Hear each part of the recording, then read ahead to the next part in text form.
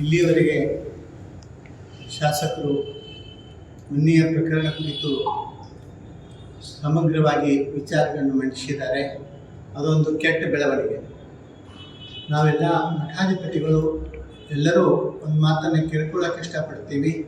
ಇಂಥ ಘಟನೆ ಮರುಕಳಿಸದಿರಲಿ, ಯಾರೇ ತಪ್ಪಿಸ್ತದಿರಲಿ, ತಪ್ಪಾದರೆ ಅದರ ಮೇಲೆ ಕಾನೂನು ಕ್ರಮ ತೆಗೆದುಕೊಳ್ಳೋಕ್ಕೆ ಅವಕಾಶಗಳಿರ್ತವೆ. ಆದರೆ ಕಾನೂನನ್ನು ಕೈಗೆತ್ತಿಕೊಳ್ಳುವಂತಹ ಕಾರ್ಯವನ್ನು ಯಾರು ಮಾಡಬಾರ್ದು ಅಂತಕ್ಕಂಥದ್ದು. ಅದರ ಜೊತೆಗೆ ಇವತ್ತು ಬಂದಿರತಕ್ಕಂಥ ಕಳಂಕ, ಆ ಕಳಂಕ ಮುಕ್ತವಾದ ದಿವಸ ಇವತ್ತು ಅಂತಕ್ಕಂಥದ್ದು. ಮನುಷ್ಯನಿಗೆ ಕಳಂಕ ಅಂತಂದರೆ ಅದೊಂದು ಸಾವಿದ್ದಂಗೆ. ಆದರೆ ಇವತ್ತು ಆ ಕಳಂಕ ಮುಕ್ತರಾಗಿ ಪೂಜ್ಯರು ಇವತ್ತು ಹೊರಗೆ ಬಂದಿರೋದು, ಇಲಾಖೆಯ ತನಿಖೆಯಿಂದ ಅದು ದೃಢಪಟ್ಟಿರೋದು ಭಾಳ ಸಮಾಧಾನಕರ ಸಂಗತಿ ಅಂತ ಹೇಳಿ ನಾನು ಹೇಳೋಕೆ ಇಷ್ಟಪಡ್ತೀನಿ. ದಯವಿಟ್ಟು ಈ ವಿಚಾರಗಳು ಇಲ್ಲಿಗೆ ಮುಕ್ತಾಯ ಆಗಬೇಕು. ಒಳ್ಳೆಯ ದಿನಗಳು ಮತ್ತೆ ಪ್ರಾರಂಭ ಆಗಲಿ.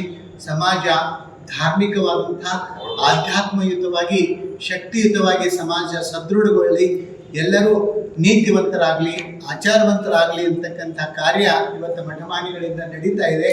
ಅದು ನಿರಂತರವಾಗಿ ನಡೀಲಿ ಅಂತ ತಿಳ್ಕೊಂಡು ಹೇಳಿ ನಾನು ಕೇಳ್ತೀನಿ. ಅನಂತ ಶರಣಾರ್ಥಿಗಳನ್ನು ಹೇಳಿ ಹಾಗೂ ಶಾಸಕರೆಲ್ಲರೂ ಕೂಡ ಶರಣಿ ಮತ್ತು ಮಾಧ್ಯಮ ಮಿತ್ರರೇ ಹಾಗೂ ಶಿವಾಪುರ ಗ್ರಾಮದ ಸುತ್ತಮುತ್ತಲಿನ ಎಲ್ಲ ಗ್ರಾಮದವರಿಗೂ ಶರಣೆಂದು ಇವತ್ತಿನ ದಿವಸ ನಮ್ಮ ಮೇಲೆ ಬಂದಿರತಕ್ಕಂಥ ಆಪಾದನೆಯನ್ನು, ಕಳಂಕವನ್ನು ಎಲ್ಲರ ಪೂಜ್ಯರು, ಶಾಸಕರು ಮತ್ತು ಗ್ರಾಮದ ಮತ್ತು ಸುತ್ತಮುತ್ತ ಎಲ್ಲ ಮುಖಂಡರು ಕೂಡಿ ಇದು ಸುಳ್ಳು ಮತ್ತು ಇದು ಈ ಆಪಾದನೆಯನ್ನು ಕಳಂಕಿತವನ್ನು ತೊಳೆದು ಹಾಕಿದ್ದಕ್ಕೆ ನಾನು ಅವರಿಗೆ ಮನಪೂರ್ವಕ ಕೃತಜ್ಞತೆಯನ್ನು ಹೇಳ್ತೇನೆ. ಮತ್ತು ಈ ರೀತಿ ಘಟನೆ ನಡೆದಿದ್ದು ನೋವಾಗಿರ್ತಕ್ಕಂಥ ಸಂಗತಿ ಆದರೂ ಕೂಡ ಎಲ್ಲರೂ ಕೂಡ ಅದನ್ನು ನನ್ನನ್ನು ದೋಷಮುಕ್ತನಾಗಿ ಮಾಡಿದ್ದಕ್ಕೆ ನಾವು ಎಲ್ಲರಿಗೂ ಮತ್ತೊಮ್ಮೆ ಕೃತಜ್ಞತೆಗಳನ್ನ ಹೇಳ್ತೇನೆ. ಶರಣ.